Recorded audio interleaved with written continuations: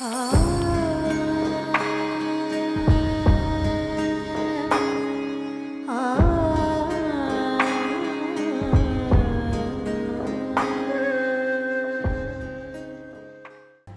मैं हूं आपके साथ नम्रता।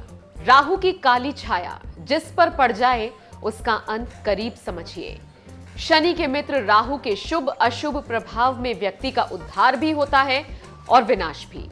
अगर राहु की मजबूती व्यक्ति को वाट पटुता में माहिर बनाती है, विकट से विकट परिस्थितियों से बाहर निकालती है, काम कारोबार में तरक्की देती है, तो वहीं पीड़ित राहु व्यक्ति को छल कपट से लेकर झूठ बोलने पर मजबूर भी कर देता है। समाज में उसे अपमानित कर सलाखों की सैर भी करा देता है। यही वजह है कि हर कोई राहु के प्रकोप से खुद को बचाता है। यूं तो राहु की शुभ अशुभ स्थिति व्यक्ति की कुंडली से भांपी जाती है, लेकिन घर में मौजूद दो ऐसे स्थान होते हैं जिनके सहारे राहु किसी भी वक्त आ धमकते हैं। वास्तु के अनुसार यूं तो राहु की स्थिति कई जगहों पर बताई गई है, परंतु खास दो जगहों को साफ सुथरा नहीं रखा तो राहु का प्रकोप प्रारंभ हो जाता है, फिर भले ही कुंडली में राहु की स्थिति कितनी ही ठीक क्यों ना हो। ज्योतिष अनुसार कुंडली में राहु की स्थिति कितनी भी सही क्यों ना हो, लेकिन अगर घर की दो जगह साफ सुथरी ना हो तो समझ जाइए आपके घर में राहु का वास है। ज्योतिष शास्त्र में घर में मौजूद शौचालय राहु का मुख्य स्थान माना गया है। यही वजह है कि पुराने समय में शौचालय घर में इसीलिए नहीं होते थे।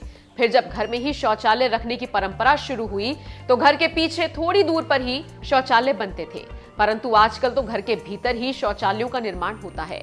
शौचालय या टॉयलेट का खराब होना, टूटा फूटा होना, बदरंगी होना या गंदा होना राहु को निमंत्रण देना माना जाता है।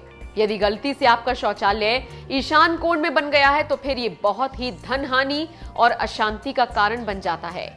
वास्तु के नजरिए से देखें तो बाथरूम में चंद्रमा का वास और टॉयलेट में राहु का वास रहता है।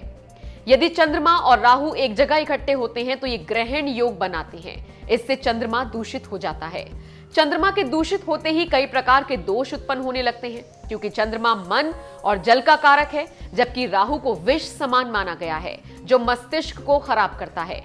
इस युति से जल विष युक्त हो जाता है, जिसका प्रभाव पहले तो व्यक्ति के मन पर पड़ता है और दूसरा उसके शरीर पर। ऐसे में अगर आप नहीं चाहते कि घर में राहु की मौजूदगी बनी रहे तो शौचालय को स्वच्छ, सूखा और सुंदर बनाकर रखिए। शौचालय के अलावा राहु का दूसरा स्थान सीढ़ियां मानी गई हैं। सीढ़ियां टूटी फूटी या गंदी हैं तो राहु सक्रिय होगा। यदि सीढ़ियां साफ, स्वच्छ और सुंदर नहीं हैं तो वहां पर राहु सक्रिय होकर जीवन में उथल पुथल मचा देता है। यही वजह है कि वास्तु अनुसार घर में सीढ़ियों को पूर्व से पश्चिम या उत्तर से दक्षिण की ओर ही बनवाने की सलाह दी जाती है। कभी भी उत्तर पूर्व में सीढ़ियां ना बनवाएं, लेकिन यदि गलत दिशा में बनी है तो कम से कम उसे साफ सुथरा तो आप रख ही सकते हैं। घर एक मंदिर है और इस मंदिर को अगर राहु की काली छाया से बचाना है तो शौचालय और सीढ़ियों को बनाए रखें स्वच्छ और सुंदर।